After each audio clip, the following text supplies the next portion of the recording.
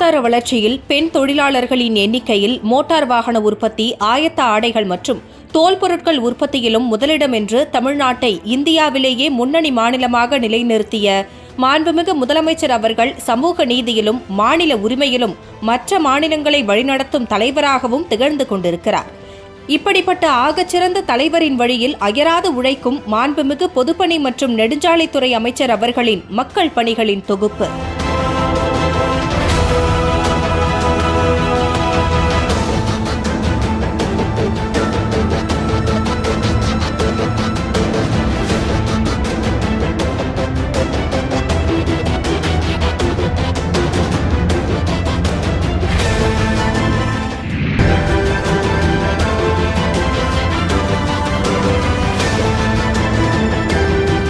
தமிழ்நாடு அரசின் புதிய விரிவான மினி பேருந்து திட்டத்தை மாண்புமிகு முதலமைச்சர் மு.க.ஸ்டாலின் அவர்கள் தஞ்சை மன்னர் சரபோஜி அரசு கல்லூரியில் தொடங்கி வைத்தார்.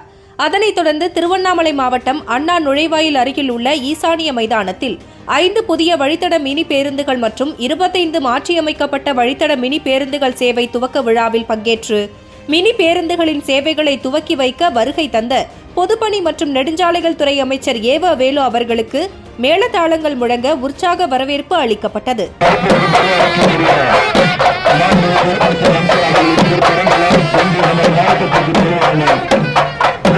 இதனைத் தொடர்ந்து புதிய விரிவான மினி பேருந்துகள் சேவையை அமைச்சர் ஏவ வேலு அவர்கள் கொடியசைத்து துவக்கி வைத்தார்.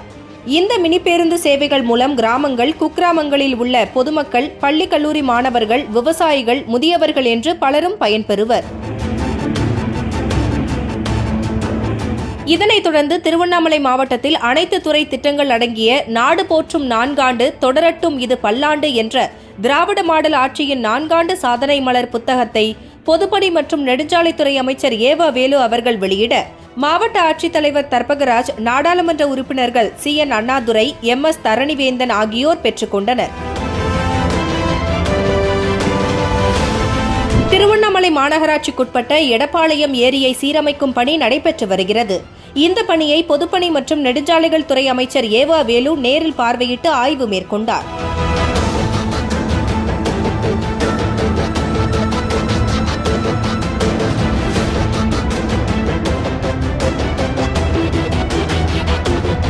திருவண்ணாமலை திருக்கோவிலூர் சாலையில் அமைந்துள்ள ஏரிக்கரையில் அமைக்கப்படும் பொழுதுபோக்கு பூங்கா பணியை பொதுப்பணி மற்றும் நெடுஞ்சாலைகள் துறை அமைச்சர் ஏவ வேலு அவர்கள் பார்வையிட்டு ஆய்வு மேற்கொண்டு பணிகளை விரைந்து முடித்திடுமாறு அதிகாரிகளுக்கு ஆலோசனை வழங்கினார்.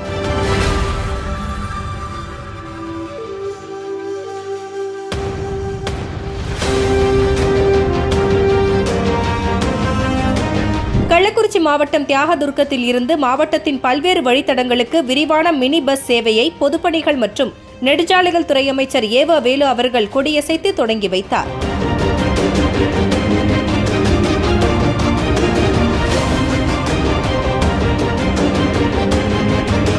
இந்த நிகழ்ச்சியில் கள்ளக்குறிச்சி மாவட்ட ஆட்சியர் பிரசாந்த், சட்டமன்ற உறுப்பினர்கள் வசந்தம் கார்த்திகேயன், உதயசூரியன், மணிகண்ணன், நாடாளுமன்ற உறுப்பினர் மலையரசன், அரசுத்துறை அதிகாரிகள், கழக நிர்வாகிகள் திரளானோர் கலந்து கொண்டனர்.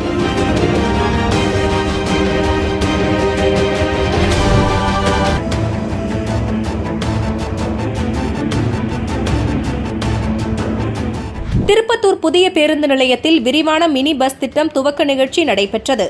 மாவட்ட ஆட்சியர் சிவசவுந்தரவல்லி தலைமையில் நடைபெற்ற இந்த விழாவில் சிறப்பு அழைப்பாளராக பங்கேற்ற பொதுப்பணி மற்றும் நெடுஞ்சாலைகள் துறை அமைச்சர் ஏவ வேலு அவர்கள் ஆம்பூர், நாற்றம்பள்ளி, திருப்பத்தூர் உள்ளிட்ட புதிய வழித்தடங்களில் புதிய விரிவான மினி பஸ் திட்டத்தை கொடியசைத்து துவங்கி வைத்தார்.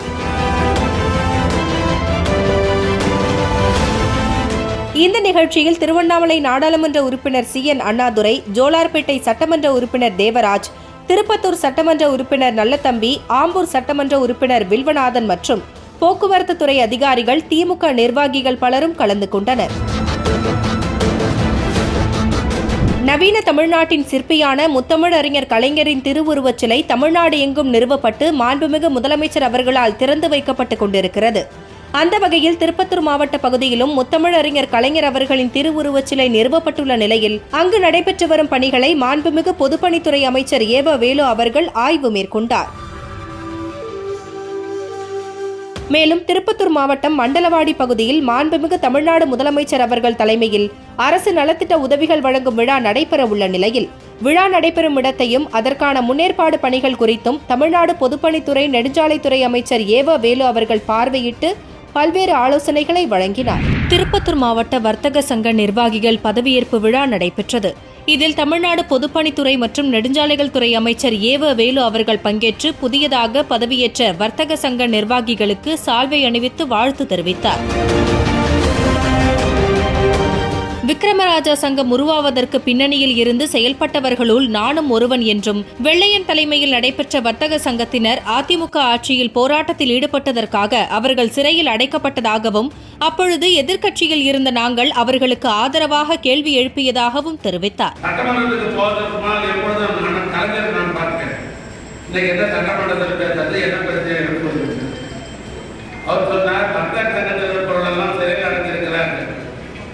அதுக்காக சட்டமன்றத்தில் நீங்கள் இன்றைக்கு வலியுறுத்தி பேசுங்கள் என்று சொன்னார்.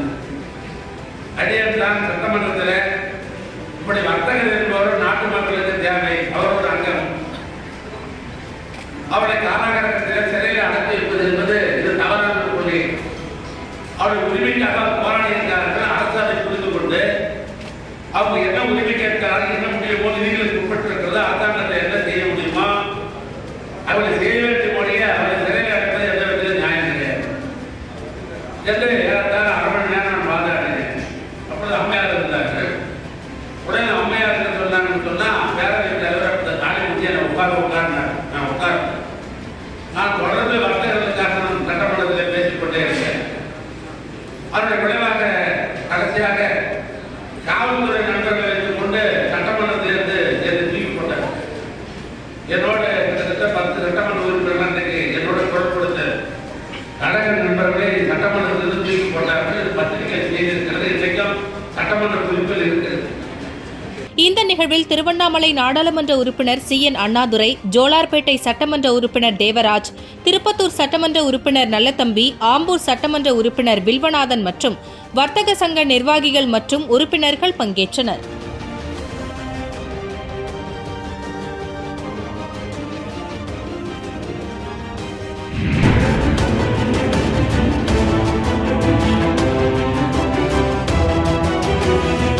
சென்னை தலைமைச் செயலகத்தில் உயர்கல்வித்துறையின் சார்பில் KV குப்பம், துறையூர், உளுந்தூர்பேட்டை மற்றும் திருவண்ணாமலை மாவட்டம் செங்கம் ஆகிய பகுதிகளில் கட்டப்பட்டுள்ள 4 புதிய அரசு கலை மற்றும் அறிவியல் கல்லூரிகளை மாண்புமிகு முதலமைச்சர் அவர்கள் காணொலி காட்சி வாயிலாக தொடங்கி வைத்தார்.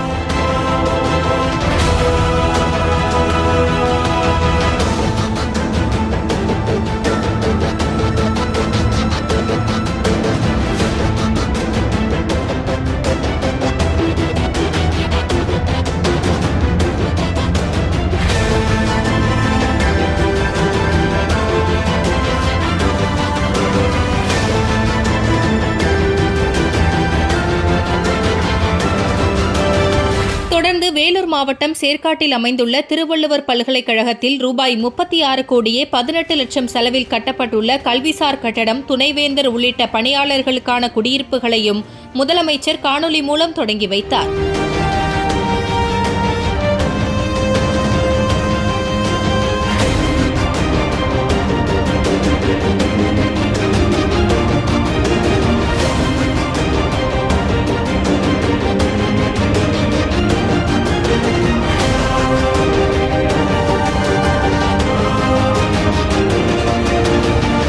இந்த நிகழ்வின் போது துணை முதலமைச்சர் உதயநிதி ஸ்டாலின் மற்றும் நெடுஞ்சாலைகள் துறை அமைச்சர் ஏவ வேலு அவர்களுடன் உயர்கல்வித்துறை அமைச்சர் கோவி செழியன், தலைமை செயலாளர் முருகானந்தம், அரசு உயர் அதிகாரிகள் உள்ளிட்டோர் உடனிருந்தனர்.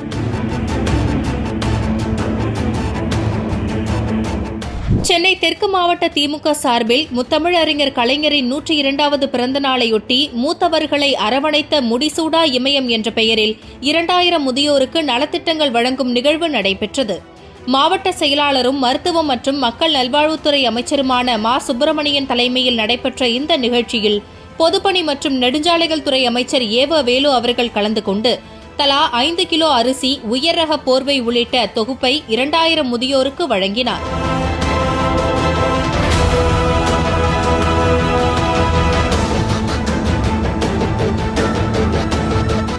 அப்போது நிகழ்ச்சியில் உரையாற்றிய அமைச்சர் ஏவா வேலு அவர்கள் தமிழ்நாடு அரசு அனைத்து துறைகளிலும் மிகச் சிறப்பான திட்டங்களை செயல்படுத்தி வருவதாகவும், குறிப்பாக மூத்த வாலிபர்களான 60 வயது மற்றும் 80 வயதிற்கு மேற்பட்டோருக்கு உதவித்தொகை தமிழ்நாடு அரசால் வழங்கப்பட்டு வருவதாக குறிப்பிட்ட அவர், முதியோர் இல்லங்களும் சிறப்பாக பராமரிக்கப்பட்டு வருவதாக தெரிவித்தார்.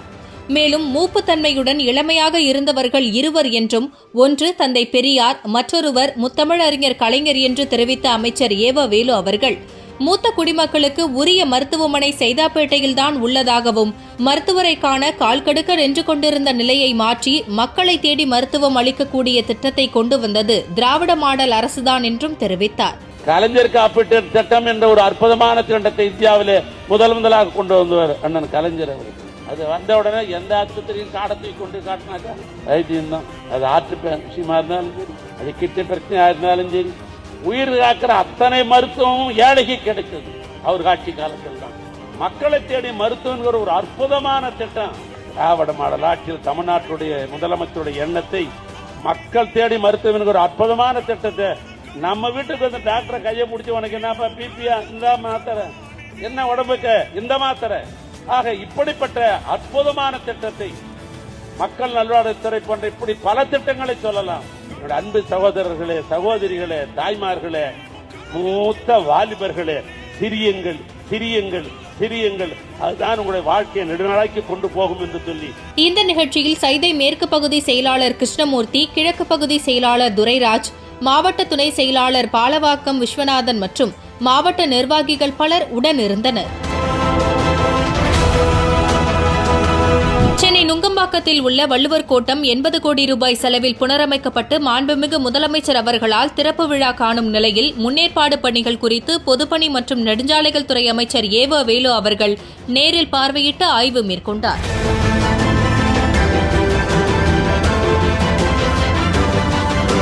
முத்தமிழறிஞர் கலைஞரால் 1974 நிர்மாணிக்கப்பட்ட சென்னை வள்ளுவர் கோட்டம் உலக தமிழர்களால் கொண்டாடப்படும் ஒரு இடமாக இருந்தது. இந்த நிலையில் முந்தைய 10 ஆண்டுகால அதிமுக ஆட்சியில் வள்ளுவர் கோட்டம் பராமரிக்கப்படாமல் பாழ்பட்டிருந்த நிலையில் 80 கோடி ரூபாய் மதிப்பீட்டில் புனரமைக்கப்படும் என்று முதலமைச்சர் மு.க. ஸ்டாலின் சட்டசபையில் அறிவித்திருந்தார்.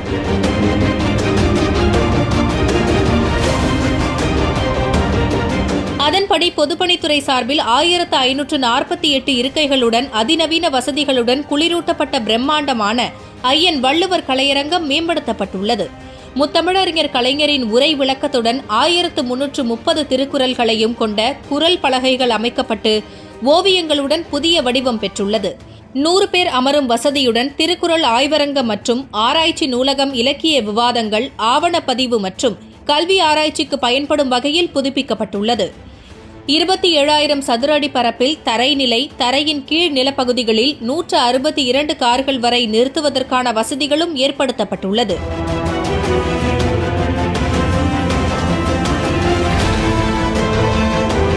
மேலும் வள்ளுவர் கோட்டத்தை பார்வையிட வருகை தரும் பொதுமக்களுக்கு பயன்படும் வகையில் 3,336 சதுர அடியில் உணவகம் அமைக்கப்பட்டுள்ளது.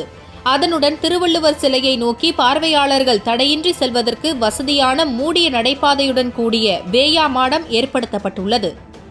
திருவாரூர் தேர் வடிவில் 106 அடி உயரமுடைய திருக்குறள் கருத்துக்களை விளக்கும் சிற்பங்கள் நுட்பமான முறையில் வடிவமைக்கப்பட்டுள்ள கல் தேர் ஒளி தொழில்நுட்பத்தில் மிளிரும் வண்ணம் அமைக்கப்பட்டுள்ளது. பார்வையிடும் பொதுமக்கள் உள்ளம் மகிழும் வகையில் இசை நீரூற்றுகளும் அமைக்கப்பட்டுள்ளன. இந்த நிலையில் புனரமைக்கப்பட்ட வள்ளுவர் கோட்டத்தை மாண்புமிகு முதலமைச்சர் மு.க. ஸ்டாலின் அவர்கள் திறந்து வைத்தார். உள்ளாட்சி பொறுப்புகளில் மாற்றுத்திறனாளிகளுக்கு பங்கேற்புரிமை வழங்கி சமூக நீதியை நிலைநாட்டியதற்காக மாற்றுத்திறனாளிகள் ஒருங்கிணைப்பு குழு சார்பில் மாண்புமிகு தமிழ்நாடு முதலமைச்சர் அவர்களுக்கு நன்றி பாராட்டும் விழா நடைபெற்றது.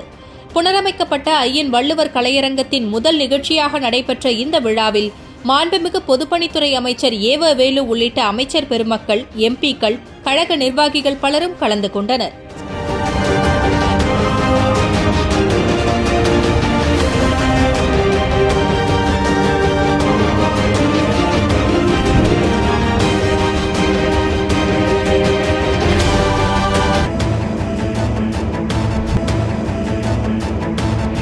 சேலம் கிழக்கு மாவட்டத்திற்கு உட்பட்ட வீரபாண்டி, ஏற்காடு, ஆத்தூர், கெங்கவல்லி ஆகிய 4 சட்டமன்ற தொகுதிகளின் தேர்தல் பணிக்குழு ஒருங்கிணைப்பாளர்கள் ஆலோசனைக் கூட்டம் வாழப்பாடி பகுதியில் உள்ள மாவட்ட திமுக அலுவலகமான தளபதி அரங்கத்தில் நடைபெற்றது. சேலம் கிழக்கு மாவட்ட திமுக செயலாளரும் மாநிலங்களவை உறுப்பினருமான SR சிவலிங்கம் தலைமையில் நடைபெற்ற இந்த கூட்டத்தில் பொதுப்பணி மற்றும் நெடுஞ்சாலைகள் துறை அமைச்சர் ஏவ வேலு அவர்கள் கலந்து கொண்டு சிறப்புரையாற்றினார்.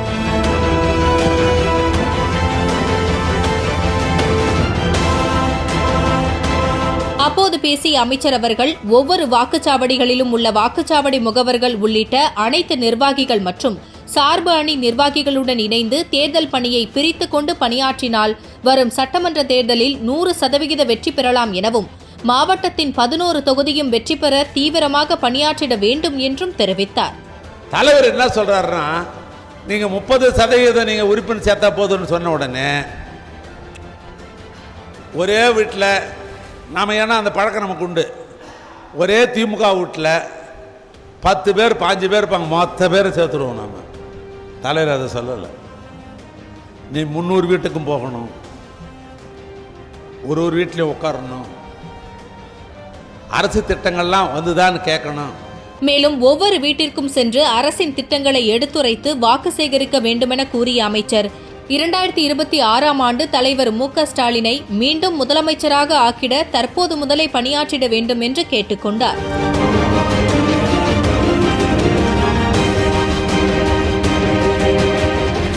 கள்ளக்குறிச்சி மாவட்டம் தியாகதுர்கம் பேரூர் கழக திமுக சார்பில் அமைக்கப்பட்ட கட்சி அலுவலகத்தை திறந்து வைத்து சிறப்பிப்பதற்காக வருகை தந்த மாண்புமிகு பொதுப்பணி மற்றும் நெடுஞ்சாலைகள் துறை அமைச்சர் ஏவ வேலு அவர்களுக்கு உற்சாக வரவேற்பு அளிக்கப்பட்டது. அதனைத் தொடர்ந்து கழக அலுவலகத்தை திறந்து வைத்த நிலையில் கழக உடன்பிறப்புகளுக்கு இனிப்பு வழங்கினார்.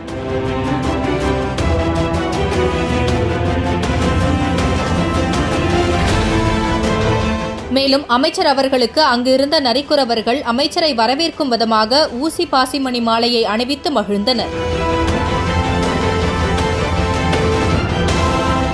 கள்ளக்குறிச்சி மாவட்டம் உளுந்தூர்பேட்டையில் புதிதாக ரூபாய் 6 கோடி மதிப்பில் வட்டார வளர்ச்சி அலுவலக கட்டிடம் கட்டுவதற்காக அடிக்கல் நாட்டு விழா நடைபெற்றது. இதில் பொதுப்பணித்துறை அமைச்சர் ஏவ வேலு அவர்கள் கலந்து கொண்டு புதிய கட்டிடம் கட்டுவதற்கு அடிக்கல் நாட்டி வைத்து பணிகளை தொடங்கி வைத்தார். இதில் சட்டமன்ற உறுப்பினர்கள் மணிகண்ணன், உதயசூரியன், வசந்தம் கார்த்திகேயன் மற்றும் நாடாளுமன்ற உறுப்பினர் ரவிக்குமார், அரசு அதிகாரிகள் உள்ளிட்ட பலர் கலந்து கொண்டனர். கள்ளக்குறிச்சி மாவட்டம் உளுந்தூர்பேட்டை சட்டமன்ற தொகுதியின் திமுக அலுவலக திறப்பு விழாவில் கலந்து கொள்ள வருகை தந்த மாண்புமிகு பொதுப்பணித்துறை அமைச்சர் அவர்களுக்கு பிரம்மாண்டமான முறையில் வரவேற்பு அளிக்கப்பட்டது.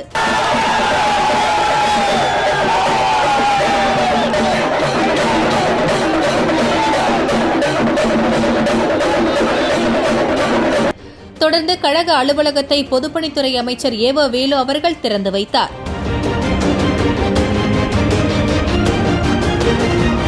அப்போது விழாவில் உரையாற்றிய அமைச்சர் அவர்கள் உளுந்தூர்பேட்டை எப்பொழுதுமே திமுகவின் கோட்டைதான் என்றும் உள்ளாட்சி தேர்தலில் 100% வெற்றி பெற்றது போல கள்ளக்குறிச்சி மாவட்டத்தில் திமுக வெற்றி பெறும் என்றும் தெரிவித்த அவர், நமது முதலமைச்சர் பல்வேறு திட்டங்களை மக்களுக்கு கொடுப்பதால் மீண்டும் திமுக வெற்றி பெறும் என்று உறுதியாக தெரிவித்தார். குறிப்பாக உளுந்தூர்பேட்டைக்கு ஒரு கல்லூரியை கொடுத்தவர் நம்முடைய மாண்புமிகு முதலமைச்சர் என்று கூறினார். சுறுசுறுப்பாக அவர் இயங்க வேண்டும் என்று சொன்னால் அவர்களுக்கு முத்து சேர்க்கையாக இந்த கலெக்டர் வேண்டும் என்று நான் சொன்னேன். கடைசியாக சொன்னார், நீங்க முதலமைச்சரை சந்தியுங்கள், அவர் வேண்டும் என்று சொன்னால் நான் உடன்படுகிறேன் என்று நிதித்துறை செயலர் சொன்னார். கிட்டத்தட்ட ஒரு கால போராட்டம் எனக்கு. அதற்கு பின்னால் முதலமைச்சரை சென்று சொன்ன உடனே நிதித்துறை செயலரை அழைங்கள் என்று சொன்னார். அழைத்தார்.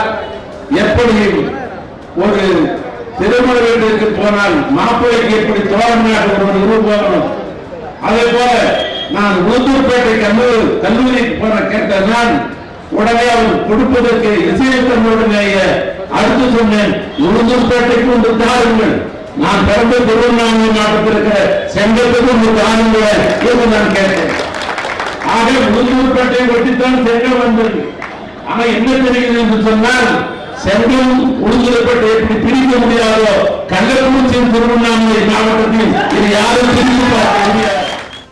இந்த நிகழ்ச்சியில் மாவட்ட அவைத்தலைவர் மணிகண்ணன் எம்எல்ஏ, கள்ளக்குறிச்சி தெற்கு மாவட்ட செயலாளர் வசந்தம் கார்த்திகேயன் எம்எல்ஏ, வடக்கு மாவட்ட செயலாளர் உதயசூரியன் எம்எல்ஏ, நகர செயலாளர் டேனியல் ராஜ், மாவட்ட இளைஞரணி அமைப்பாளர் அருண்ராஜ், அனைத்து ஒன்றிய செயலாளர்கள், அனைத்து பிரிவு சார்பு அணி நிர்வாகிகள், தொண்டர்கள் திரளாக கலந்து கொண்டனர்.